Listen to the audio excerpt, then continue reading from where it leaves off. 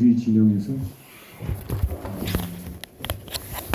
좀 반격, 리액션이라고 얘기할 수 있는 그 부분을 개신교하고 카톨릭으로 나눠서 살피고 있는데, 이 카톨릭 같은 경우는 이 바이블보다는 교회의 전통이 더 중요하기 때문에 교황 무리성을 내세워서 근대 세속화, 다원화에 대해서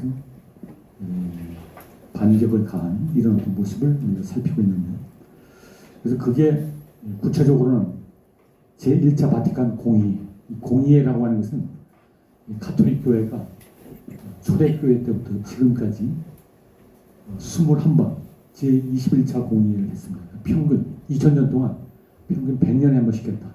물론 정확하게 딱딱 100년만 한 건 아니겠습니다만, 카톨릭 교회가 어떤 위기에 처했을 때 어떤 문제를 해결하려면 전 세계 지도자들, 카톨릭 주교들을 모아서 회의를 통해서 이 문제를 우리가 어떻게 대처할 것인가 했는데, 바로 1869년에서 70년 바티칸에 모여서 그게 제1차 바티칸 공의회고, 이때 바로 교황 무리성이라고 하는 교리가 최종적으로 확립이 됐습니다. 그 전부터도 교황 무리성이 어떤 입장이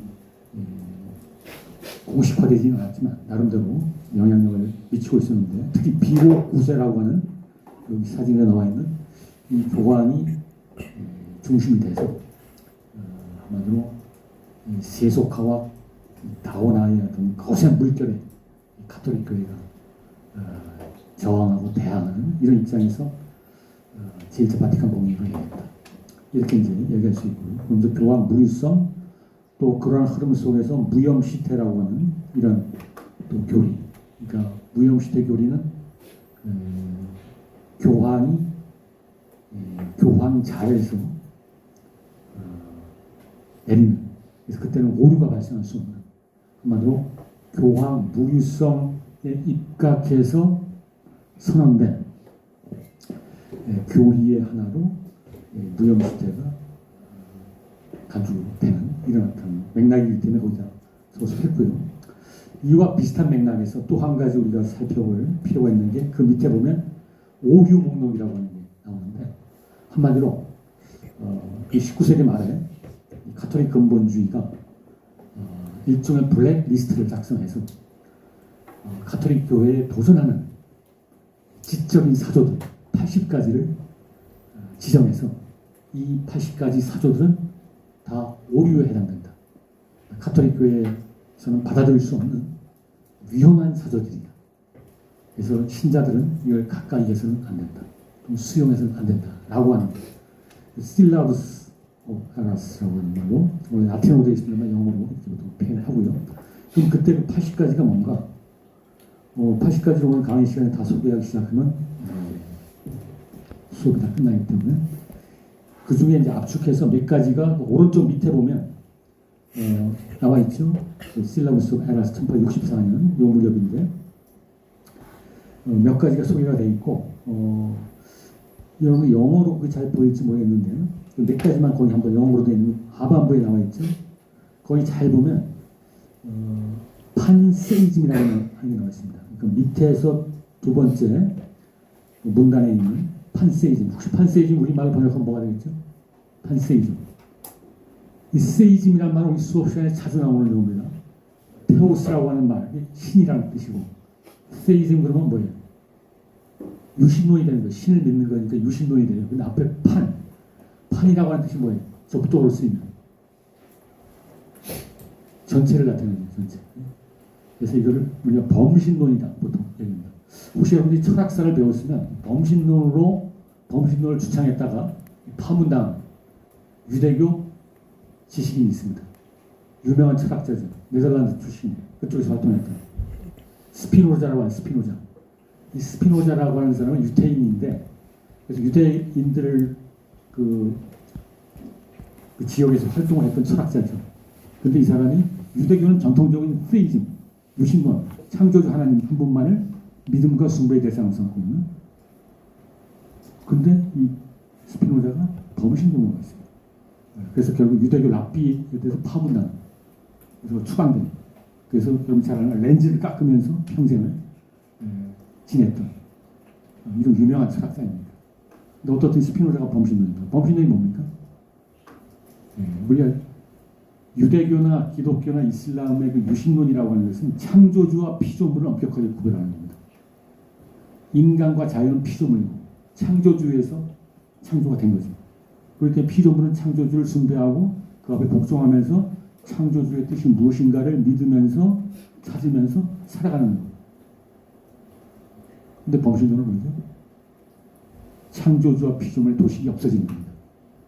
신이 자연이고 자연이 신이다 라고 합니다. 신 빼기 자연은 저보다 이렇게 되는 겁니다. 그런 식으로 했기 때문에 이거는 상당히 혁명적인, 전통적인 유신론에서는 용납할 수 없는 이런 거기 때문에 파문당할 수밖에 없는, 그건 이제 카톨릭교에서도 이 범신론 받아들일 수 없다는 거죠. 위험한 사조다. 근데 지식인들이 이거를 추정하는 사람들이 그 당시에 점차 늘어났기 때문에 그 옆에 있는 내추럴리즘이라는 건 뭐죠? 여러분 잘 자연주의로 번역하잖아요. 근데 이 자연주의는 뭐예요? 초자연주의를 인정하지 않는다는 겁니다. 슈퍼내추럴의 세계를 인정하지 않는다. 자연이 전부다. 그럼 초자연의 세계에 속하는 게 뭐가 있겠습니까? 자연을 초월한 존재는 뭐가 있어요? 그게 바로 조금 아까 얘기했던 신이라든지 또는 뭐 기적이라든지 뭐 이런 거 초자연적인 뭐가 있다고 믿는 그게 초자연적인 거고, 카톨릭교의 뭐예요? 초자연적인 존재와 초자연적 세계를 인정하는 거죠. 신은 초자연적인 존재예요. 자연을 넘어서 이 자연 세계를 초탈한 이런 존재이기 때문에 이 초자연적인 존재에 대한 믿음을 가져야 되는데, 내추럴리즘이라는 건 초자연은 존재하지 않는다. 신은 다시 없다. 이런 얘기를 해보는 거예요. 기적은 없다. 이런 식의 입장이죠. 근데 카톨릭교회는 기적을 강조하고 있죠. 그래서 자연주의도 안 된다. 그 다음에 레셔널리즘, 이성주의 또는 합리주의, 뭐 이성 만능주의 이런 걸 용납할 수 없다는 거고, 그 다음에 또 뭐가 있어요? 처치 앤 스테이트를 분리하는 거. 우리가 앞에서 뭐라고 번역했지 이거를? 정교 분리라고 번역했잖아요. 세속화가 되면서 세속화의 중요한 측면으로 우리가 정교 분리 얘기했습니다. 근데 카톨릭 교회에서는 이걸 용납할 수 없다는 거죠. 정교 분리가 되면 교회가 정치에 개입할 수 없게 되니까. 근데 카톨릭은 정치를 우리가 군림해서 정치 입김을 행사해야 된다는 거죠. 그 밑에 나와 있는 indifferentism, 이건 우리가 좀 더 설명하겠고요. 그 옆에 보면 또 어려운 단어들 있어요. 뭐 rectitude이나 medianism, 뭐 발음하기 좀 어려운 이런 건데, 이거는 사실은 우리말로는 광교파라 해서 영국 성공의 안에 있는 진보적인 흐름입니다. 그래서 계몽주의를 수용한 이런 성공의 흐름 용납할 수 없다. 그 다음에 소셜리즘, 커뮤니즘은 여러분 잘 사회주의, 공산주의 이게 이때부터 등장하기 시작했는데 이거 용납할 수 없고, 그 다음에 비밀결사 용납할 수 없고, 그 다음에 바이블 소사이티라고 하는 것은 성서협회 또는 성서공회라 그러는 건데, 뭐라고 했죠? 이 가톨릭 교회는 바이블을 개방하면 안 된다 했어요. 이 바이블은 평신도로 읽으면 안 된다. 가톨릭 교회 성직자 또는 사제에서 바이블을 해석해서 교리로 만들어서 신자들에게 가르쳐야지. 근데 바이블 소사이티는 뭐예요?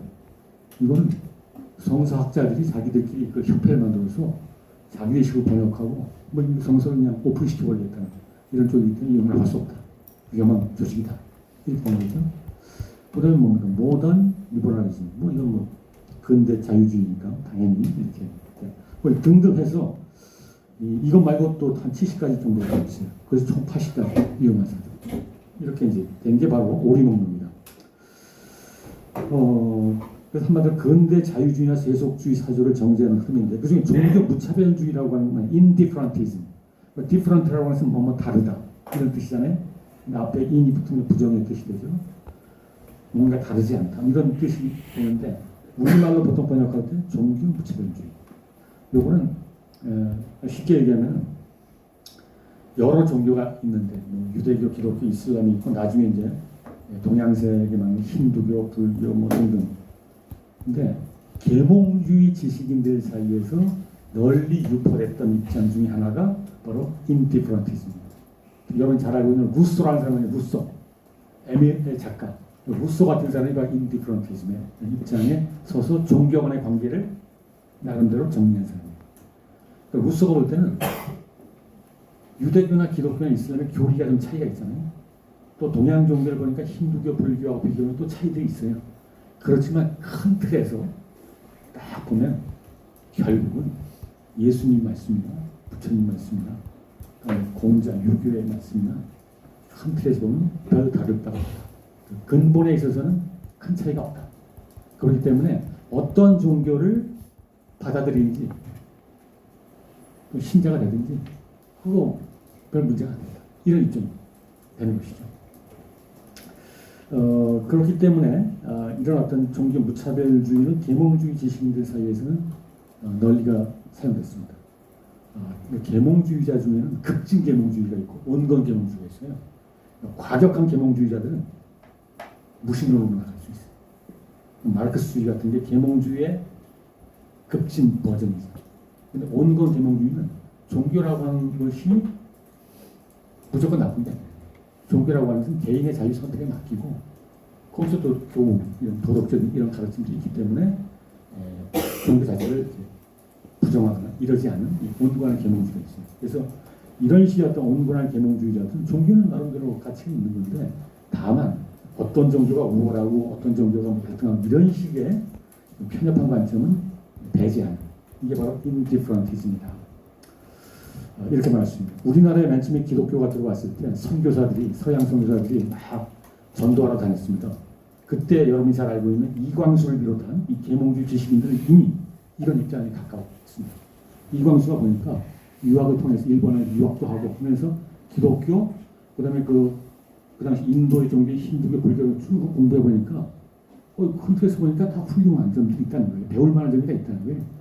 근데 선교사들은 오직 예수하면서 예수의 기독교만 전도를 다니는데 유치하다 하면서 우리나라 당시에 근대 지식인들 중에도 벌써 이런 입장을 갖고 있는 사람이 있었다는 거예요. 루스의 대변대는 이런 입장. 근데 카톨릭교에서 보면 지금 카톨릭 근본주의 아닙니까? 이거 용납할 수 없는 거죠.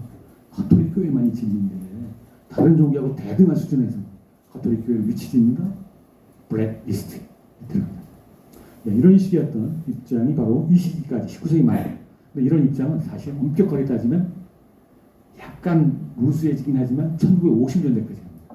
거의 100년 이후까지 가요. 그러다가 결정적으로 이게 뒤엎어지는 게 1960년대. 그때 우리가 수업 시간 나중에 나올 텐데 제2차 바티칸 공의라는 곳이 이때 열려요. 1960년대. 그때가 되면 카톨릭 교회가 세상을 바라보는 관점, 다른 종교를 바라보는 관점 이게 확 바뀝니다. 그래서 오늘날의 카톨릭 교회는 제2차 바티칸 공의 이후의 카톨릭이다 라고 말할 수 있고 이때까지만 하더라도 근본주의적인 성격이 강했다 이렇게 얘기할 수 있겠습니다. 그 오른쪽 위에 보면 한스핑이라고 하는 이 스위스 출신으로서 독일 쪽에서 활동했던 특히 튜빙겐 대학을 중심으로 활동했던 20세기 카톨릭 신학자 중에 가장 대표적인 인물 중에 하나인데 이 사람이 거기 보면 뭐라고 나와 있습니다. 교황 무리성을 비판했다. 이런 식의 입장이 나오지 않습니까? 이 사람은 사실은 얼마 전에 사망했어요. 한 1900 20-30년대 생인데 4년 전인가 그때 세상을 떠났는데 제2차 바티칸 공의회 이 사람이 이제 활동했던 사람 인물인데 이 사람은 좀 리버럴한 입장이죠. 그러면서 보니까 교황 무리성 교리가 제1차 바티칸 공의회 때 확립이 돼 있었고 그렇게 계속 내려오고 있으니까 거기에 대해서 비판합니다. 아무리 교황 무리성이 교황이 한 2000년 교회 전통을 참조하고 또 심사숙고해서 뭐 기도하고 최종적으로 결정을 딱 내린다 하더라도 그 더구나 신앙과 도덕이나 영역에 국한해서 그런 판단을 내린다 하더라도 인간들이 내리는 오류가 발생할 수 있는 건데 그걸 딱 교리로 못 박아서 그렇게 하는 거는 구시대적입니다 하면서 이거 비판했습니다. 이거 없애야 된다 라고 하는 그런 식으로 입장을 발휘했다가 결국은 교황청한테 밑보였죠. 그래서 결과적으로 제1차 바티칸 공의회가 이렇게 좀 리버럴하게 나가고 좀 개방적으로 나갔지만 아직도 보수적인 또 흐름이 또 남아있기도 하고 뭐 등등 복잡하게 내부적으로 있어요. 어떻든 이 사람이 파문당한 이때 파문은 중세 때 같으면 당연히 장작부에서 화형 당했을 텐데 그건 아니고 교수 자격을 박탈했는데 카톨릭 신학생들에 대해서 강의를 못하게 합니다. 아니, 당신같이 이런 입장을 갖고 있는 사람들이 카톨릭 신학생들의 강의를 그러니까 신학생들을 물들게 한다. 오염시킨다. 그래서 그걸 못하고 했지만 이 사람이 워낙 뛰어난 학자이기 때문에 튜빙겐 대학교에서 이 사람이 신학과에 소속이었는데 신학과 소속을 옮겨서 다른 학과 소속으로 옮겨서 튜빙겐 대학에서 이 사람이 다른 과목은 강의할 수 있도록 그러니까 카톨릭 신학생들에게는 강의를 못하지 신학 과목은 강의 못하지만 다른 과목은 강의할 수 있도록 뭐 이런 식으로 조직을 한 사람입니다. 근데 이분은 이 교황 무리수만 비판하는 게 아니라 이 카톨릭 교의 아킬레스건이 될 수 있는 두 가지가 더 있습니다. 뭐가 될 것 같습니까? 개신교하고 다른 카톨릭 교회 또 하나가 뭐죠? 카톨릭 신부가 결혼할 수 있는 성직자가 결혼 못 하잖아요. 개신교 목사들은 다 결혼하잖아요. 기본적으로. 근데 카톨릭 교회는 지금도 그 성직자 결혼이 금지되어 있는데 이 사람은 성직자 결혼을 오픈시켜야 된다. 개인의 선택을 맡겨야 된다. 여러분이 알고 있는 그리스 정교회, 러시아 정교회는 성직자, 신부가 결혼합니까? 못합니까? 그리스 정교회나 러시아 정교회. 거기는 일반 신부, 사제들은 결혼합니다. 그렇지만 주교급은 결혼이 안 돼요. 그러니까 투트랙으로 마련해놨습니다. 그러니까 일반 서민들, 평신도들과 함께 생활하면서 애환을 끼치는 이런 사람들은 결혼을 해야 그들의 삶을 좀 더 깊이 이해할 수 있다. 라고 하는 문제의식부터 깔리면서 일반 사제들은 결혼하지만 그렇지만 주교 정도 되면, 주교급 정도 되면 일반 사제들을 관리하면서 계속 돌아다니면서 전체 교회를 이렇게 돌봐야 되거든요. 바쁘기 때문에 가정을 갖고 있으면 문제가 생길 수 있죠. 그래서 애초부터 투트랙을 결정해서 앞으로 자기가 주교 쪽으로 가겠다. 이런 사람 결혼 포기하고 그 길을 가는 거고 그렇지만 일반 저기 동네에서 성당에 재직하면서 그 사람은 미사 끝나면 또 회식하면서 이 신부들은 또 포도주 하잖아요. 하면서 서로 얘기도 듣고 이게 훨씬 더 사목 활동에 긍정적이지 않습니다. 근데 카톨릭은 그것까지 막았어요. 그래서 이 사람은 카톨릭 교회에서 동방교회식으로 가자. 뭐 이런 식의 입장을 내세웠다가 이것도 이제 찍히게 되는 이런 입장이고요. 또 하나가 뭐가 있겠죠? 지금 어떤 시대죠? 페미니즘이 지금은 지배적인 사주 아닙니까? 근데 여성 사제가 있는 카톨릭 교회? 없잖아요. 여성은 수녀는 될 수 있지만 성직자는 될 수 없다. 이런 거거든요. 근데 시대가 바뀌었다 하면서 여자도 사제로 서품하죠. 여러분 성공회라고 알고 있죠? 성공회? 이 성공회도 신부 수녀가 있어요. 그 다음에 여성 사제가 거기도 금지됐다가 풀렸어요. 그래서 한국에 있는 성공회는 여성 신부, 여성 사제가 있습니다. 근데 카톨릭은 그것도 지금 봉쇄하고 있어요. 근데 실제 여론조사에서는 카톨릭 신부들을 대상으로 당신은 사제 독신제를 원합니까? 아니면 이게 풀리기를 원합니까? 솔직히 한번 대답해달라. 그래서 한번 여론조사를 해봤더니 카톨릭 신부의 60% 이상이 이걸 좀 풀어줬으면 좋겠다. 자기도 가정을 갖고 사제 일을 하고 싶다. 라고 하는 신부들의 숫자가 실제로는 더 많다는 게 오늘 현실입니다. 어떻든 참고로 그런 얘기를 해봤고요. 다음에 진화론 문제입니다. 여기는 주로 이제 개신교 쪽을 중심으로 다시 이야기하는데요. 뭐 카톨릭도 마찬가지로 해당이 되겠습니다만 개신교 근본주의가 되건 이 카톨릭 근본주의가 되건 진화론에 대해서는 둘 다 거부하는 이런 입장을 취하고 있습니다. 근데 우리 앞에서 봤던 자유주의 신학은 진화론적 유신론, 그래서 유신론과 진화론이 함께 양립 가능하다라고 정리했다라고 수용을 했다 이렇게 했었는데 이 근본주의 신학 쪽에서는 이제 거부하는데 거부의 이유는 첫 번째로는 일단 성경의 가르침에 개신교 쪽에서 보면 이 바이블의 가르침하고 정면을 보게 된다라고 합니다. 바이블은 하나님께서 세상을 창조했고 또 이 세상을 또 이끌어 나가시는데 진화론이라고 하는 것은 일종의 무신론의 근거입니다. 그러니까 이 개신교 근본주의 입장에서 보면 진화론은 무신론적 세계관에 근거한 과학이라는 거예요. 그 무신론은 일단 용납할 수가 없잖아요. 근데 무신론의 근거에서 과학 활동을 하면 이 진화론을 어떻게 수용할 수 있겠느냐 하면서 일단 거부를 하는 무신론에 입각하면 창조주를 거부하는 것이고 창조주의 섭리를 거부하는 이렇게 됩니다. 그 다음에 더 나아가서 이들은 좀 더 공격적으로 진화론 자체가 과학적으로도 오류를 범하고 있다. 과학적 근거가 또 없다는 겁니다. 성경에 배치될 뿐만 아니라 과학의 자리에서 보더라도 별 증거가 없이 그냥 진화론을 떠들고 있다 하면서 나오는 게 뭐예요? 진화론의 가장 중요한 증거가 뭐죠? 화석이잖아, 화석. 지층이나 화석, 특히 지층에서 발견된 화석 가지고 이 화석을 보니까 정말 이 지구의 역사가 몇십억 년에 해당이 되고, 그다음에 우리가 알고 있는 고생대, 중생대, 뭐 신생대 이런 걸 쭉 보니 화석을 가지고 그걸 확인할 수 있는 거 아니겠어요? 근데 이 진화론자들은 어떤 얘기냐면 화석 중에 보니까 공룡과 인간이 함께 존재했던 그런 화석이 발견됐다. 뭐 이런 얘기를 하는 거예요. 여러분들 수업 시간에 어떻게 배웠나요? 지구과학 시간에 어떻게 배웠죠? 공룡이 살던 시대가 어떤 시대? 고생대, 중생대, 신생대 있을 때. 네, 보통 중생대라고 해요. 근데 중생대 말기에 그게 이제 사라지죠. 근데 인간 중생대 있었나요? 예. 상상할 수가 없는 거죠.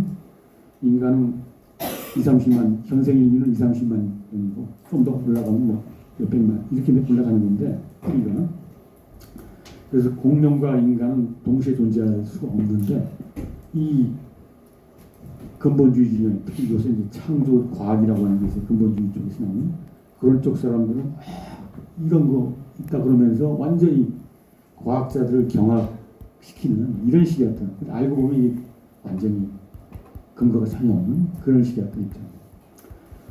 해서 오늘날 사실 이 근본주의 진영에서 창조과학이라는 이름으로 제시하고 있는 것들은 이 주류 과학자들의 입장에서 보면 정말 이건 논의할 가치가 없는 이런 식으로 보임에도 불구하고 어떻든 끊임없이 어떤 진화론의 발목을 잡기 위한 이런 얘기를 하고 있습니다. 그리고 자신들의 바이블에 근거한 과학, 창조과학이 참된 과학입니다. 지금 주류과학이 진화론은 거짓과학이다. 뭐 이런 식의 어떤 입장을 보이고 있는 게 바로 개신교 근본주의 입장입니다. 이렇게 얘기할 수 있겠습니다. 그 다음에 그 밑에 보면 이 사회 진화론, 소셜 다이니즘이라고 하는 용어를 썼는데요. 이것도 아마 여러분들이 한두 번씩 다 들어봤을 용어가 됐는데, 진화론은 이볼루셔니즘이라고 표현합니다만, 사회 진화론은 좀 더 일반적으로는 소셜 다이니즘이라는 용어를 많이 쓰기 때문에 용어를 갖고 왔고요. 이 사회 진화론이라는 게 뭐지? 한마디로 찰스 다윈은 생물학적 진화론을 주장한 사람이죠. 생물의 진화. 근데 이 사회 진화론은 그걸 넘어서서 이 사회도 진화해 나간다. 그러니까 어떤 하등 사회에서 좀 복잡한 어떤 발전된 사회로 진화해 나간다. 이런 식의 입장이 이 사회 진화론인데, 이거는 결과적으로 이 19세기 말, 20세기 초에 널리 유포됐던 것 중에 하나입니다.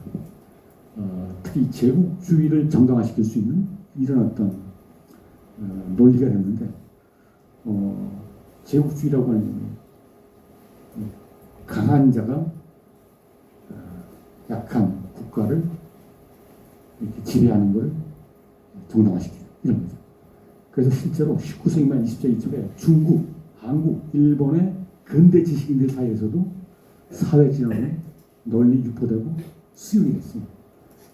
여러분들이 잘 아시다시피 한말 일제하 이때가 보면 우리가 지금 국권의 위기에 접했다 결국 나라까지 바뀌었잖아요. 그래서 그 당시 한국의 근대 지식인들은 우리가 국권을 다시 회복하고 우리가 독립된 국가가 되려면 실력을 양성해야 된다. 실력 양성. 그다음에 부국강병 이런 논리가 한말 일제하에 많이 널리 퍼졌잖아요. 우리가 힘이 없기 때문에 강한 국가한테 밀리는 거고 이건 어쩔 수 없는 거다. 이 세계의 어떤 세계사의 흐름 이거는 강자가 약자를 지배할 수밖에 없는 이건 뭐 우리가 거역할 수 없는 그래서 그걸 받아들이는 겁니다. 이들도 다만 우리가 약하기 때문에 지금 국권을 상실하고 식민지가 되고 있다. 우리도 힘을 키우자. 일본 같은 경우가 거기 성공한 케이스는 재빠르게 그 논리를 받아들여서 메이지 유신을 통해서 빠른 시간 내에 강력한 부국강병을 달성했고 그러면서 결국 약소국을 식민지 만들었잖아요. 우리도 결국 근대 지식인들도 그 논리를 받아들이는 거예요. 우리가 시간이 늦었고 우리가 지금 당했지만 결국 그걸 가자. 결국 이 사회 진화론이라고 하는 것은 힘의 논리를 수용하는 것이고 힘을 사실은 숭배하는 이런 말이죠. 근데 이게 진화론이라는 거예요. 진화론. 그 밑에는 진화론이 깔려있다는 거예요. 우승열패. 거기 나와 있는 대로 우월한 자가 승리하고 열등한 자가 패배하는 이건 그냥 기정사실을 받아들이는 이런 거예요. 근데 이것은 적자생존, 뭐 자연도태, 뭐 약육강식 뭐 이런 용어로 대변되는 진화론적인 그거에 근거해서는 이런 하나 이데올로기로 작동하는 것이죠. 이걸 놓고 이제 기독교 쪽에서 봐라. 진화론이라는 게 결국 어떻게 나타나는 거예요? 진화론이라고 하는 것은 결과적으로 이 사회 진화론으로 나타나서 이 강자의 입장을 지지하는 약자를 억압하는 이걸 정당화시키는 거예요.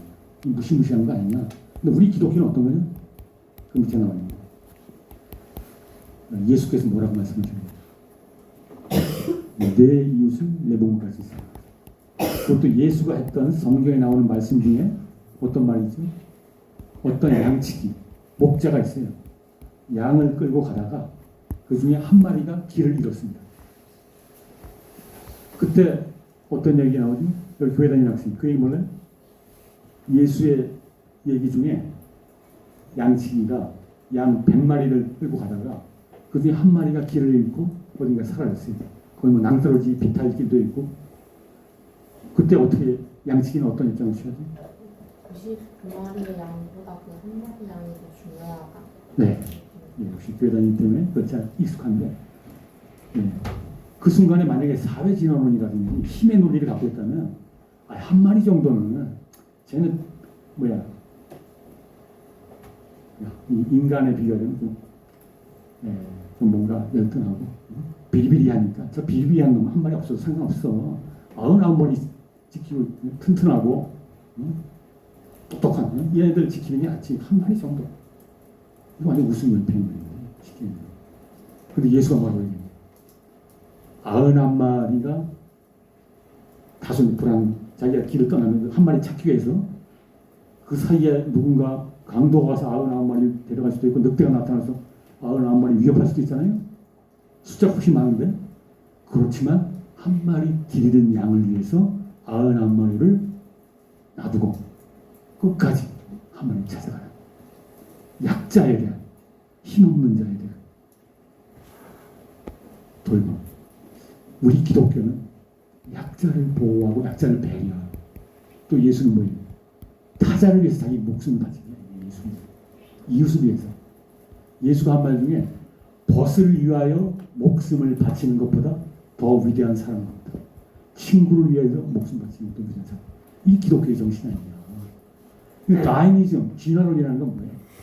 이건 완전히 약육강식의 논리야. 근데 우리는 불쌍한 연약한 자들과 함께하기 위해서 평화를 이웃사랑이자 하면서 이렇게 진화론을 공격하는 이런 겁니다. 근데 사실 샤스타인은 사회 진화론을 얘기한 적이 없어요. 이거 얘기한 사람은 누구죠? 허버트 스펜서라고 해가지고 생물학적 진화론은 이 사회적인 차원 이렇게 활용해서 이런 식의 제국주의 이데올로기를 나가는 거예요. 이게 나중에 나치의 그런 곳을 가서 장애인들 등등 이건 쓸모없다. 우생학과 결합해가지고 무시무시한 이런 역사를 가져온 게 다이니즘이 그럴 수 있다. 그런 맥락에서 이렇게 하는데, 그러니까 다인이 들으면 참 억울하지. 나는 이런 얘기 한 적이 없는데, 근데 사실은 사회 진화를 공략함으로써 진화는 패보다는 뒤흔드는 하나의 전략적 담론이다. 이렇게 우리가 볼 수가 있겠습니다. 오른쪽에 나와 있는 사진, 지금부터 딱 100년 전, 1925년 미국 테네시주에서 창조와 진화를 둘러싸고 재판이 일어났던 세계 재판 그 장면을 그려놓습니다. 그래서 뭐 이 수업 시간이 지금 창조 진화론은 본격적으로 논하는 시간은 아니기 때문에 그냥 넘어가겠습니다만, 어떻든 이 당시에 이 진화론을 이제 거부하는 입장, 근본주의 진영에서 진화론에 대해서 반격하는 이런 면에서 재판까지 일어났다. 이렇게 얘기할 수 있겠습니다. 예, 지금까지 우리는 긴 시간에 걸쳐서 특히 서구 사회를 중심으로 이 중세 사회가 근대 사회로 어떻게 이행하는가, 그 과정에서 어떤 흐름이 나타나는가를 세속화와 다원화 이런 얘기를 하면서 또 그 내부적으로 기독교 내에서 자유주의와 근본주의가 또 어떻게 또 충돌하는가 이런 부분들을 살펴봤습니다. 이제 강의 계획서에 보면 초반부 강의가 종교를 바라보는 시각에서 종교적 근본주의, 과학적 합리주의, 그다음에 종교 보편주의 뭐 이런 식으로 이제 강의 계획서가 배치가 되어 있었는데, 다시 그 원점으로 돌아가서 그러면 종교적 근본주의가 종교를 바라보는 시각, 이 부분을 이제 다시 이제 돌아온 겁니다. 그래서 어떻게 보면 이미 많은 얘기를 다 했어요. 그렇지만 정리하는 차원에서 다시 한번 하겠고요. 그래서 과학적 합리주의나 종교적 보편주의는 상대적으로 많은 시간을 우리가 배당하지 않습니다. 그 부분은 비교적 짧게 이제 진행될 텐데, 어떻든 이 종교적 근본주의가 종교를 바라보는 관점을 이야기하기 위해서는 먼저 이 세상을 바라보는 관점 또는 어떤 사회를 바라보는 관점을 또 빼놓을 수가 없어요. 그러니까 종교적 근본주의는 전 시간에 얘기했던 대로 지금 두 가지 전선을 마주하면서 살아가야 된다. 하나의 전선이 이 세속문화, 자신을 둘러싸고 있는 이 세상이죠. 또 하나의 전선이 타종교의 도전이라는 거죠. 여러 종교가 공존하고 있다는. 그렇기 때문에 이 근본주의의 입장에서 비교해서 우리는 세속 또는 세상 문화에 대한 태도와 타종교에 대한 태도, 이 두 가지를 살피는 작업으로 순서대로 보도록 하겠습니다. 그래서 거기 보면 앞에 계속 나온 얘기입니다만, 세속화라고 하는 것은 이 근본주의 입장에서 보면 결국은 타락의 과정이고, 또 세속주의라고 하는 것은 타락의 성공이다.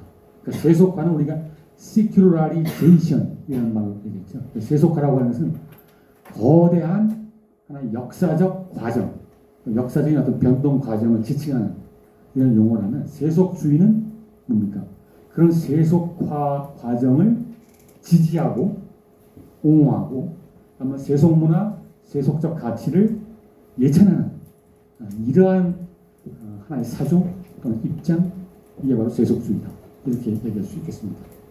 그래서 그 세속주의는 어떻게 보면 인본주의와 친화성을 갖게 됩니다. 이때 인본주의에 반대되는 말이 뭐가 되겠어요? 인본주의에 반대되는 말. 신본주의가 돼요. 신본주의. 그래서 지금도 한국 개신교인들 보면 우리가 지금 신본주의를 잃어버리고 자꾸 인본주의에 휩싸이고 있다 라고 하는 말을 보수적인 개신교 동네에서 자주 듣게 됩니다. 신 중심적으로 세상을 바라보지 못하고 인간 중심적으로 자꾸 바라보고 있다 라고 하는 거, 그게 신본주의, 인본주의인데, 바로 이 세속주의라고 하는 것은 한마디로 신의 계시, 신의 뜻, 신의 말씀, 여기서 출발하는 게 아니라 인간의 이성이라고 하는, 또 인간의 행복, 여기서부터 시작해서 인간을 척도로, 인간의 이성을 척도로 세상을 바라보다 보니까 과연 신이라고 하는 게 존재하는가? 과연 바이블이라고 하는 신의 말씀으로서 우리의 권위가 될 수 있는가? 등등 하면서 나오는 거예요. 그래서 인본주의는 뭐 휴머니즘이란 말로 보통 우리가 번역해 쓰기도 하죠. 그 휴머니즘이란 말은 스펙트럼이 넓기 때문에 맥락에 따라 조금 다양하게 쓸 수 있겠습니다만, 어떻든 여기서 말하는 인본주의는 인간 중심적인 관점으로서 전통적인 중세 기독교가 갖고 있었던 신중심의 세계관에 대한 대립 구도다. 권력 도전 이렇게 보는 것이죠. 그다음 이런 인본주의적으로 가다 보면 결국 이것은 무신론적으로 또 흘러간다. 근데 중세 기독교는 유신론, 신중심이라는 건 유신론적인 영역인데 그 유신론에 대해서 무신론으로 경도되는 이런 거가 바로 세속화 이후의 세속주의가 가져온 거고 인본주의와 무신론입니다. 이건 타락의 과정이다라고 보일 수밖에 없는 것이죠. 그렇기 때문에 이 근본주의 입장에서는 이 세속 문화와 타협해서는 안 된다. 비탈적인 걸 강조하고 있습니다. 그러다 보니까 이게 이제 정복주의적인 멘탈리티 또는 사고방식으로 나타날 수밖에 없는 것이죠. 세속과 이전 사회의 복귀를 위한 투쟁. 그 얘기는 뭡니까? 이 세속 국가와 세속 문화라고 하는 것은 이건 하나의 이제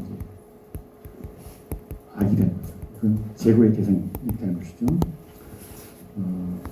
세속 국가라는 게 뭐죠? 우리 앞에서 말했던 대로 이거는 이 종교가 결국은 공적인 영역에서 헤게모니를 사실은 상시하게 되는 이런 과정입니다. 사적인 영역으로 가는 게 세속화, 그리고 사사화가 되는 건데 그러한 것을 다시 역으로 돌려가지고 종교의 공적 영역에서의 지배력을 다시 찾는 거예요.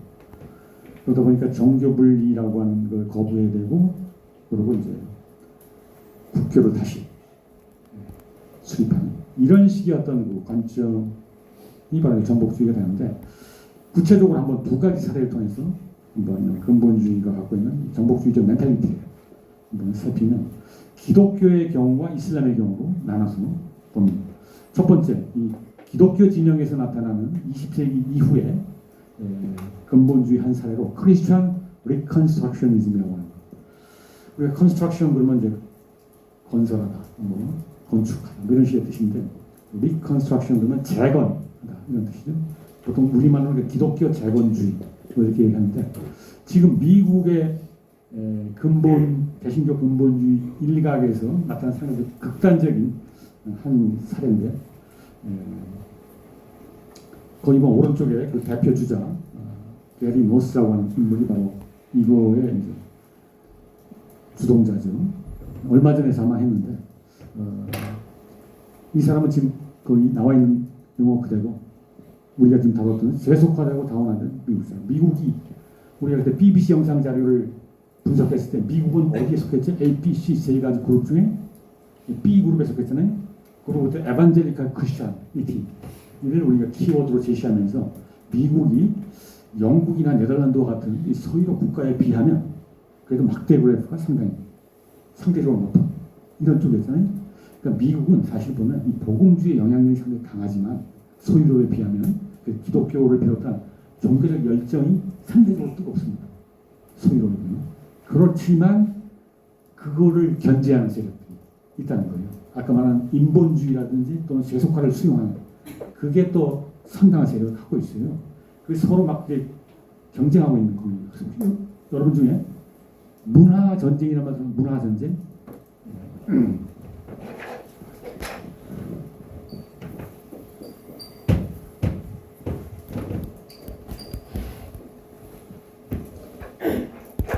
1960년대 이후에 미국을 묘사하는 학술적인 용어 또 책 제목으로 나와 있는데 미국은 1960년대 문화전쟁에 돌입했다. 지금도 현재 진행입니다. 근데 바로 여기에는 복음주의 기독교를 한 축을 하고 또 그거에 대응하는 또는 대립하고 있는 쪽이 세큘러 휴머니즘, 그러니까 세속적 휴머니즘이다. 그래서 이 두 가지가 서로 대립하면서 미국은 지금 공공영역, 학교라든지 여러 가지입니다. 그래서 여러 가지 이제 쟁점을 두고 논쟁을 벌이고 있습니다. 그 중에서 어떻게 보면 복음주의보다 더 뜨거운 과격한 근본주의의 하나로 이 크리스천 리컨스트럭셔니즘이 등장하고 있는 것이죠. 그래서 이들 상당히 정복주의적인 지금 미국이 이 세속화의 물결 때문에 아까 말한 대로 이 문화전쟁 과정 속에서 이 세속주의자들의 입김 점차 강해지고 있다. 그래서 그걸 이제 되돌리기 위한 일어났던 과정이죠. 사실 미국이 처음 출발할 때는 이 청교도 국가로 사실 출발했다고 하죠. 메이플라워를 타고 갔던 사람이 청교도에 후예들이고 거의 처음에는 뉴잉글랜드, 지금 보스턴 지역을 중심으로 거기는 거의 신정 정치에 가까운 마녀 사냥까지 있었습니다. 혹시 여러분들이 나중에 미국에 여행 갈 때 보스턴을 방문하면 하버드 대학교가 있잖아요. 거기서 한 10km 정도 북쪽으로 가면 세일럼이라고 하는 도시가 있어요. 그 마녀 사냥이 실제로 일어났던 곳입니다.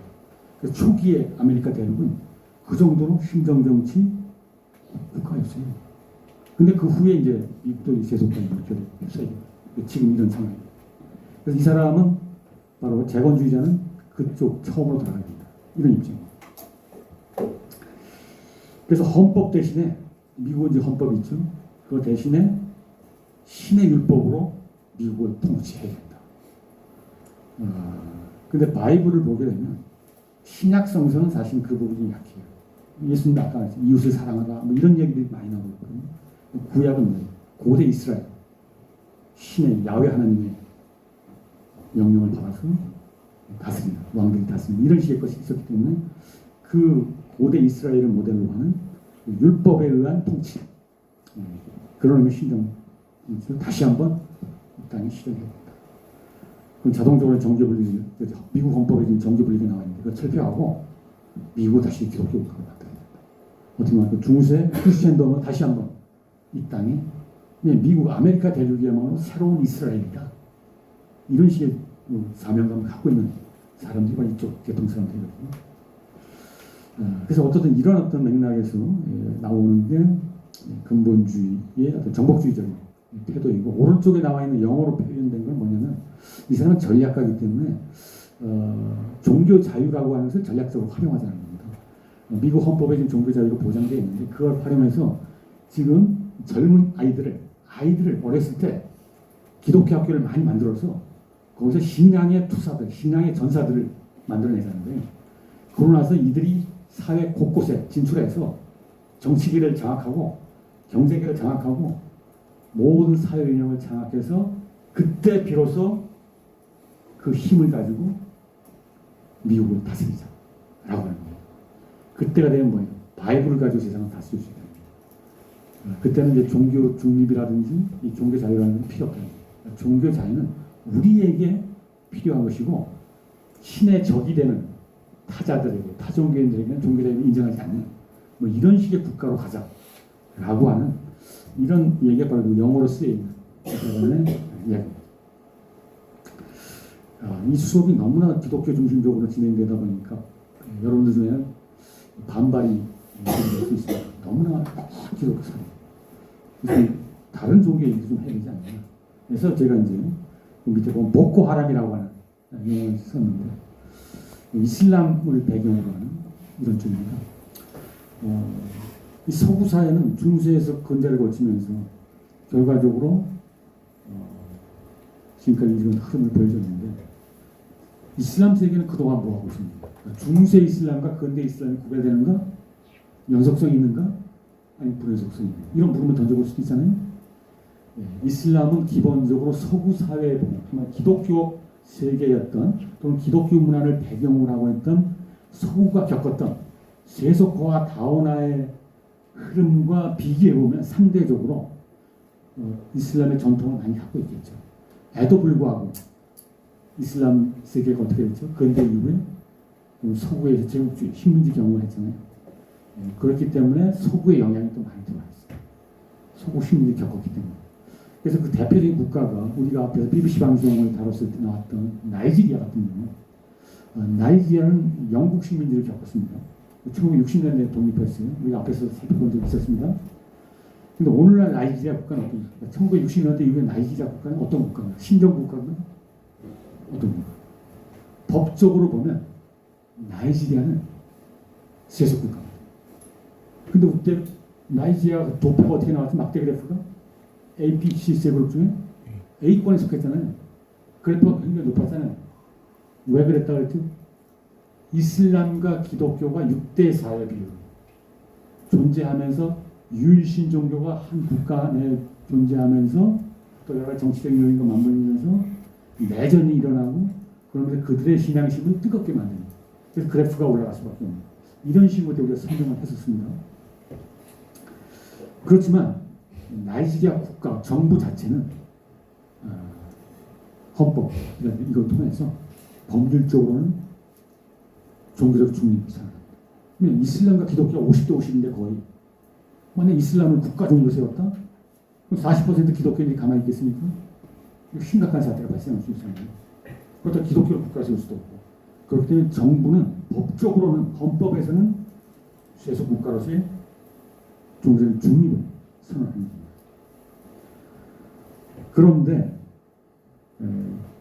이런 어떤 종교적 중립을 선언한 국가에 대해서 불만을 제기하는 세력들이 나옵니다. 종교인들 중에 특히 북부 지역에 살고 있는 이슬람 세력 중에 특히 나이지리아 북부는 지금 이슬람이 압도하고 거기 근본주의적인 또 힘이 강한데 그 중에 아주 급진적인 아주 과격한 또 테러리즘까지 동반된 그 집단이 보코하람이라고 하는 명칭을 갖고 있는 집단입니다.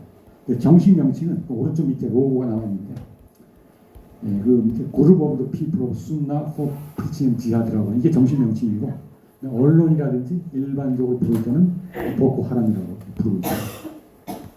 한마디로 이슬람 원리주의 집단이다 이렇게 얘기할 수 있어요. 근데 보코란 뜻이 뭐냐?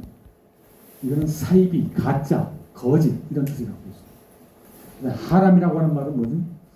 우리가 지난번에 한번 나왔던 용어 중에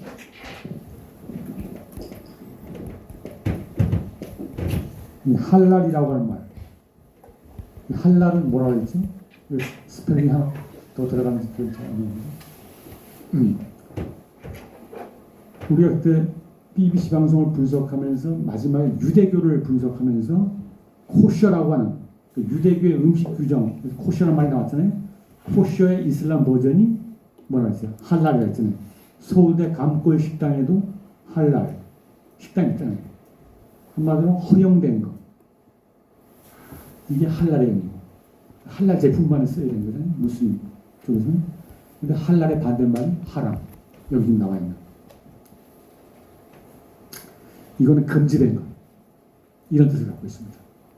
그 가짜를 금지시켜라. 보코 하람. 가짜를 척결하라. 뭐 이런 뜻을 갖고 있는 겁니다. 근데 실제 그 보코의 내용이 뭐냐? 웨스턴 에듀케이션. 서양식 교육.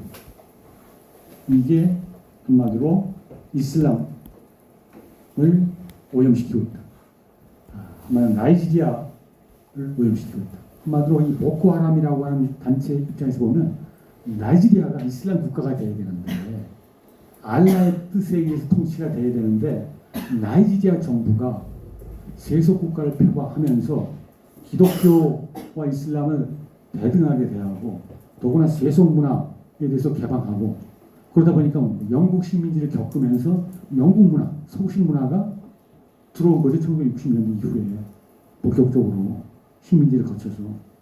그래서 나이지리아 청년들 중에는 겉으로는 기독교인이 겉으로는 이슬람 그런 게 많지만 실제적으로는 서구 문화에 물들어 있다는 겁니다. 맥주, 뭐 통기타, 청바지 이 서구 세속 문화 떠올리는 그런 것이 점점 물들어갑니다. 이러다가는 나이지리아가 이거 타락하겠다 하면서 이슬람 원리주의자가 이 서구식 교육을 근본적으로撤퇴시켜야 됩니다. 라고 하는 문제의식 속에서 이 단체가 등장한 거죠. 한마디로 서구와는 세속하고 이건 결국 아이가 앞에 죄를 짓는 거고 신성 모독적인 이런 어떤 사조다. 그래서 바로 앞에서 이 기독교 재건주의가 내세웠던 것과 비슷한 논리를 내세운 거예요. 기독교 재건주의는 뭐예요? 바이블을 가지고 헌법으로 하자는 거잖아요. 그 기독교 신정정치잖아요. 여기 코란이잖아요. 코란을 가지고 코란 이슬람의 율법이 있죠. 그 샤리아라고 하는 건데 그걸 가지고 나라를 통치해야 된다. 서구식 국가 체계 없애버리고 그러면 이슬람 국가 만들겠죠. 이런 식으로 기독교와 이슬람이라고 하는 서로 다른 종교를 배경으로 하고 있지만 이른바 세속문화, 세속사조, 세속주의라고 하는 근대 이후에 도도한 흐름 이게 순수한 기독교, 순수한 이슬람을 오염시킨다. 라고 하는 문제의식 속에서 세속화를 거부하고, 세속화와 함께 오는 게 뭐 있어요? 다원화잖아요. 다원화. 모든 종교를 서로 공존해 나가는 이 다원화도 용납할 수 없는 거죠. 오로지 우리 종교만이 참된 진리와 본을 갖고 있는데 어떻게 다른 종교와 이게 공존할 수 있을까? 이런 문제의식이 바로 여기서 보이는 겁니다. 그래서 거기 보면 그 로고 밑에 이슬라믹 스테이트 파란 글을 쓴 거 IS, 이슬람 스테이트 IS. IS 많이 들어본 용어 아닙니까? 2010년 무렵에 등장했던 용어잖아요. 지금의 이라크 북부 지역을 중심으로 해서 IS라고 하는 국가가 탄생했잖아요. 그거야말로 정말 말 그대로 이슬람 국가잖아요. 이슬람 스테이트라고 하는 게. 그야말로 이슬람 원리주의 그야말로 가장 권력까지 획득해서 국가까지 창성한 어떻게 보면은 이 근본주의자들의 모델이 될 수 있는 모범이 될 수 있는 이런 거였죠. 근데 바로 이 보코하람이 나이지리아를 배경으로 활동했는데 2010년 무렵에 저쪽 중동에서 IS가 딱 등장하니까 거기하고 손잡고 우리가 IS의 아프리카 서부 지역을 담당합니다. 지부로 하겠다. 그래서 보코하람 중 일부 세력이 나와서 IS의 서부 지부를 자처하는 이런 흐름까지 나왔습니다. 왜냐 서로 멘탈리티 같잖아요. 이슬람 국가 만들자는 이런 입장이죠. 이런 어떤 모습을 볼 수가 있겠습니다. 그 밑에 아까 말한 Group of the People of Sunnah for Preaching and Jihad라는 말은 지하드란 말 여러분 잘 알고 있죠? 이슬람의 성전이라고 하는 거. 이슬람을 공격하거나 타락시키는 자에 대해서는 성전으로 대응하겠다. 라고 하는 지하드의 정신이 들어가 있고 프리칭이라고 하는 말이 뭐죠? 프리칭 뭔가를 가르친다. 전파한 이런 겁니다. 이슬람의 가르침, 알라의 가르침을 전파하겠다. 이거를 이제 목적으로 해서 순나의 사람, 순나란 말은 원래 전통이라는 거, 이슬람의 전통. 그래서 이슬람의 전통을 지키면서 지하드와 또 이슬람의 가르침을 전파하겠다라고 하는 것을 자신들의 목표로 제시한 이런 어떤 집단이 바로 보코 하람이고 우리가 여기서 말하는 정복주의적인 근본주의 한 전형적인 사례가 되겠다 이렇게 얘기할 수 있겠습니다. 그런데 이러한 어떤 그 두 가지 사례는 한번 세상을 다시 한번 재정복하겠다는 이런 어떤 야심을 갖고 있는 이런 흐름인데 근본주의적인 정신을 갖고 있지만 다른 노선을 취하는 흐름이 있습니다. 분리주의라고 하는 것입니다. 분리주의 노선을 택하고 있습니다. 이 사람들도 좀 세상이 타락했다고 보는 거예요. 세속화되고 다원화된 거, 이 세상이 타락했다고 하는 것은 똑같이 진단하는데 그거에 대처하는 방안에서 차이가 있어요. 보코하람이나 재건주의자들은 정말 세상이 뒤엎어버리잖아요. 세상을 뒤엎는 건데 이들은 세상이 타락했기 때문에 우리 속담에 뭐가 있죠? 까마귀 노는 곳에 백로야 가지 마라 라고 하는 속담이 있잖아요. 저 까마귀들의 그 어둠 그거 가까이 가면 너도 물들어 타락해. 그러니까 타락하지 않으려면 지금 힘이 없으니까 힘이 있으면 그거 확 뒤엎어버릴 텐데 힘이 없으니까 차라리 철저하게 거기서 물러나 철수하는 거예요. 그래서 분리주의 전략을 구사하는 이런 근본주의가 있다. 그러면 세상으로부터의 철수주, 도피, 어떤 은둔 공동체. 그래서 그런 식으로 순수성을 보존하는. 그 순수성을 유지하는 방법이 하나는 힘이 있을 때는 뒤엎어버리는 거고, 없을 때는 그 지키는 거죠. 이쪽은 지키는 거예요. 대표적인 예가 아미쉬라고 하는 거예요. 혹시 아마 아미쉬라는 용어를 한번 들어본 학생들이 있을 겁니다. 또 미국을 방문하게 되면 아미쉬 동네가 있거든요. 마을들이 있어요. 요즘은 그게 일종의 관광 코스 비슷하게도 또 개발도 되어 있어요. 인터넷 통해서도 많이 접할 수 있는 건데 아미쉬라고 하는 말은 어디서 나온 말이냐?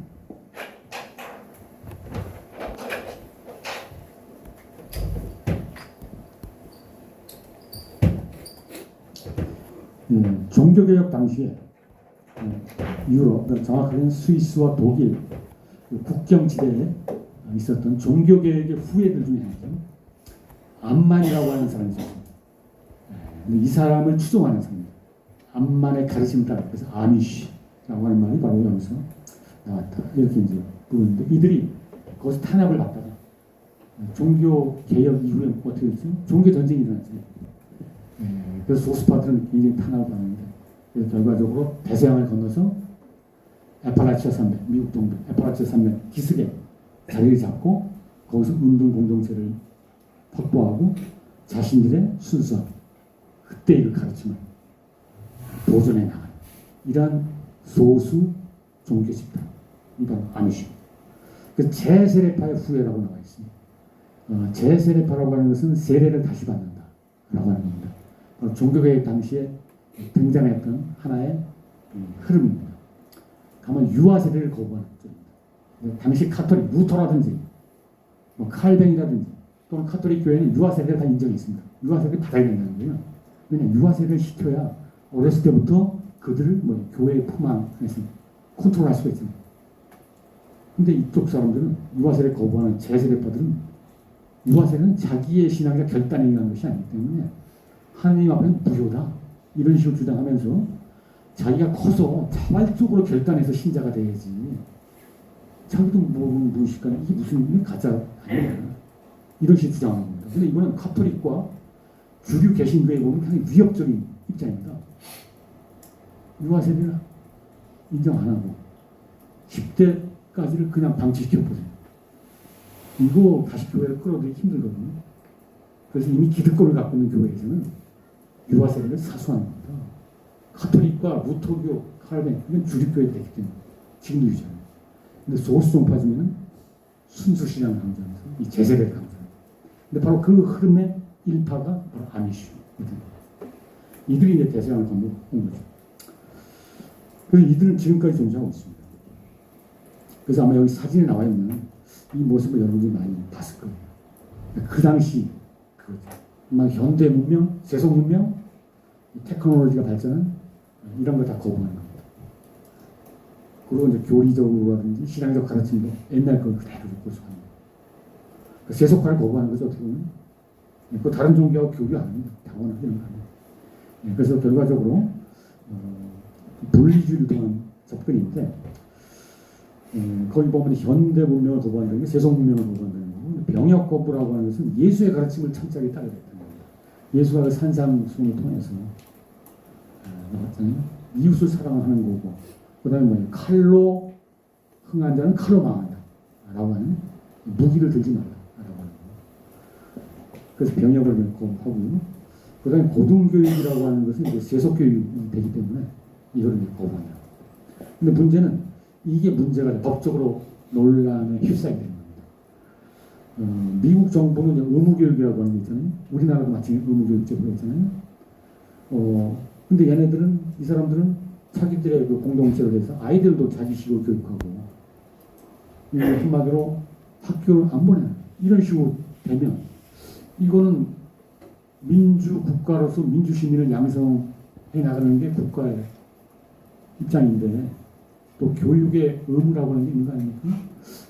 근데 이게 충돌하게 되는 거예요.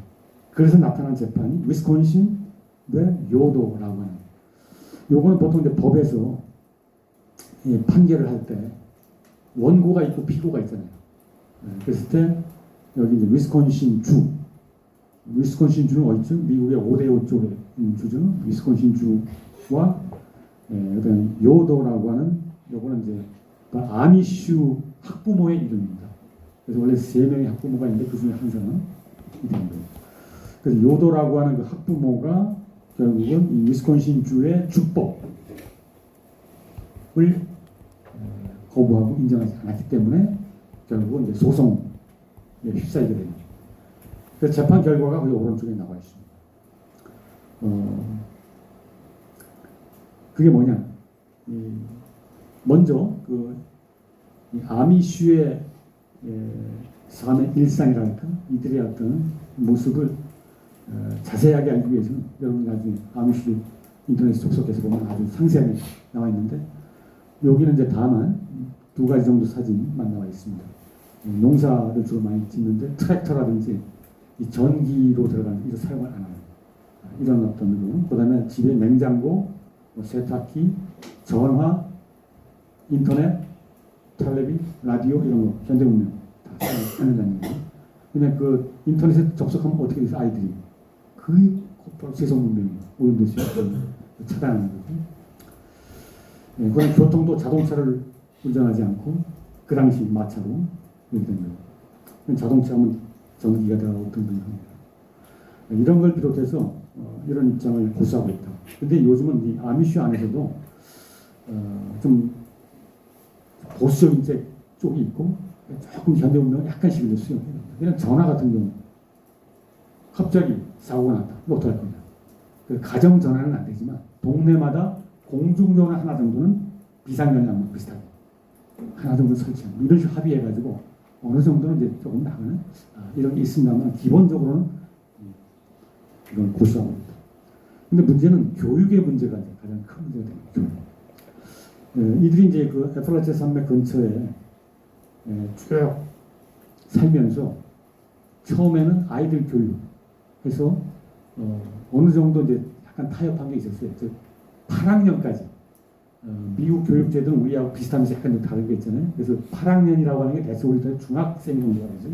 1학년부터 따지면 그 의무교육이 대체로 그렇게까지 그 당시에는 돼 있었어요.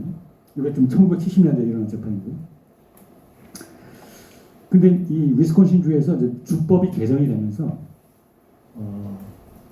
2년을 더 연장시킵니다. 8학년까지가 이제 의무교육이 됐는데 10학년까지 9학년과 10학년이 더 추가되면서 의무적으로 교육을 받게끔 이렇게 하는 거예요. 근데 이 아미슈는 8학년까지는 시골 지역이기 때문에 대체로 뭐 학교 하나가 있고 멀리서 왔다 갔다 하고 이런 식으로 하면서 대략은 이제 적당하게 이제 하면서 다녔어요.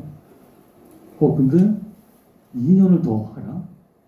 근데 이들이 볼 때 우리는 8학년이면 충분하다. 아미시로서 살아가는데 이 8학년 정도까지 배웠던. 근데 8학년까지 배운 게 뭐가 있어요? 주로 읽기, 쓰기, 그다음에 더하기, 빼기. 왜 적어도 미국에서 살면 말하는 거 스피킹하고 그다음에 글 쓰는 거하고 뭡니까? 이런 건 기본이 돼야 되잖아요. 그래서 그 정도는 이제 다 영어 어느 정도 배운 거. 그다음에 적어도 더하기 빼기는 해야 또 장사도 하고 뭐 물건도 팔 수 있을 거 아니에요. 근데 그거는 충분하다는 거예요. 근데 고등학교 가면 뭐 배우죠? 이때는 아직 컴퓨터가 나오기 전만 세속 생활에 필요한 테크놀로지를 비롯해서 이런 걸 배우게 되는 겁니다. 근데 그거를 배우게 되면 자기들의 전통적인 가르침하고 위배가 되는 거예요. 우리는 현대 문명을 받아들이지 않는데 아이들이 학교를 통해서 배우게 되고 더구나 여러분들이 아시는 미국의 10대들이 어떤 10대입니까? 고등학교 풍경이 어떻게 그려집니까? 한국하고 굉장히 다르지 않습니까? 여러분들이 고등학교 졸업한 지 얼마 안 됐겠습니다만 한국의 고등학생들 정말 입시 교육하고 여러분들은 정말 24시간 교과서 보면서 이렇게 다녔잖아요. 근데 미국의 10대들 영화라도 이거 보세요. 어때요? 상상하기 힘든 거 아닙니까?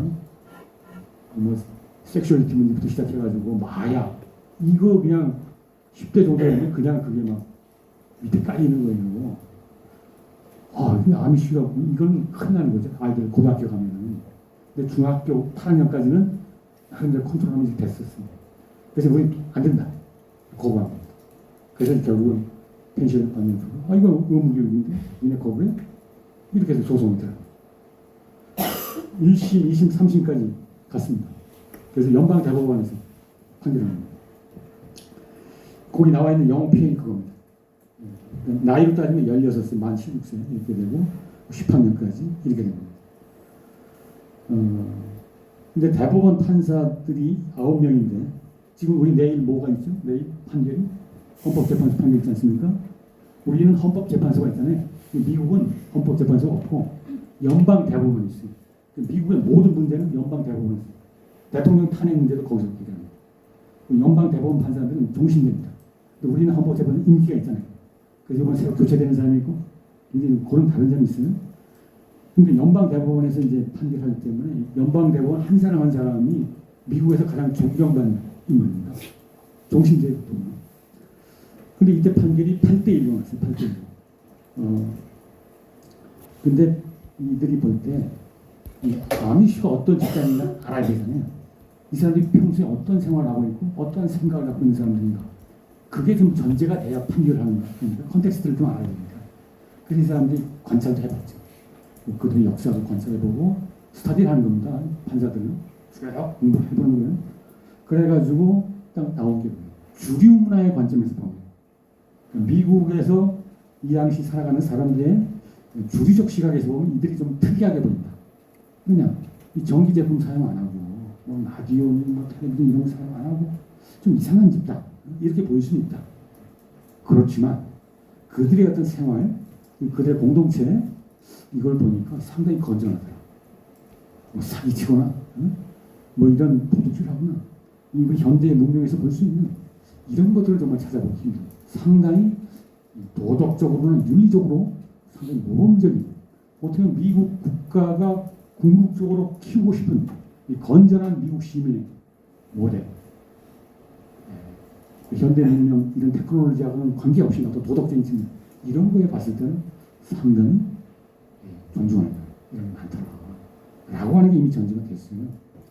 그렇기 때문에 이들이 볼 때 2년 정도 더 배운다고 해서 또 그거를 하는 게 이들에게는 문제가 되니까 그때 과연 어떤 게 더 우월한 법적 가치가 있는가. 그래서 이들은 아미시의 종교적인 자유, 이게 바로 종교의 자유라는 거예요. 아미시 부모의 종교의 자유입니다. 부모가 자녀들을 8학년까지만 가르치고 그 더 교육은 9학년, 10학년 교육은 사실은 자신들의 집단에서 가르치는 거죠. 그 2년을 방치시키는 게 아닙니다. 2년 동안 농사 기술을 더 가르치고 뭐 이런 식으로 하겠다. 우리의 어떤 공동체에 맞게끔 뭐 이런 주장하는 거고 거기에 대해서 판사들은 고개를 오케이 이렇게 한 겁니다. 그렇다면 우리가 당신들의 종교 자유를 존중하라 이렇게 된 겁니다. 예, 그래서 결과적으로 이제 그래서 된 겁니다. 그리고 거기 보면 용어 중에 법률 용어입니다만 중간쯤에 보면 The Court applied the Compelling Interest Test라고 하는 게 있어요. 혹시 여러분들이 나중에 로스쿨 가는 학생들 같은 경우 이런 용어를 보게 될 텐데 우리말로 번역하면 절박한 이익 심사라고 하는 겁니다. 이건 뭐냐? 재판을 할 때 법적 이 법익이란 말을 쓰는데 만약에 이 아미슈가 주장하는 바가 있는데 이게 정말 국가의 입장에서 봤을 때 절박한 어떤 국가 이익과 충돌한다는 거예요. 예를 들면 아미슈가 일주일에 한 번씩 자기 자녀들을 자기 신에게 바치기 위해서 희생제물을 삼고 있다. 이러면 민주국가인 미국을 유지하기 위해서는 절박한 거기 나와 있는 표현은 compelling interest가 돼요. 절박한 법적 이익. 이건 수호해야 됩니다. 아 근데 2년 더 교육시키는 건 이건 그것보다는 아미시의 종교적인 자유를 보장하는 더. 뭐 이런 식 입장에서 아미시 편을 든 것이다. 이렇게 얘기할 수 있겠습니다. 근데 문제는 시간이 거의 다 됐습니다만 한 가지만 얘기하고 끝나면 그 판사 중에 한 명이 그런 얘기 있습니다. 아니 자기도 기본적으로 인정하는데 문제는 아이들의 입장을 물어보지 않았거든요. 당사자인 아이들 너희들은 어떻게 생각하느냐 이 부분에 대해서 지금 부모의 입장이었거든요. 부모들이 8학년까지만 보내겠다는 거예요. 그럼 당사자인 아이들은 어떻게 생각할까? 아이들 중에는 나는 더 배우고 싶다. 이세속으로 자기는 엔지니어가 되겠다. 나는 뭐 변호사가 되겠다. 이런 아이들이 있을 거 아닙니까? 아미시 중에. 그런 아이들이 어떻게 처리할 거냐. 라고 하는 소수 의견도 있었어요. 사실. 그래서 거기에 대한 또 답변이 있어요. 예, 그 부분에 대해서는 탄핵 이후 우리가 다음 주에 아미시는 어떤 그 부분에 대한 대안을 갖고 있었는가 라고 하는 이야기를 하고 있고요. 오늘은 여기서 마치도록 하겠습니다.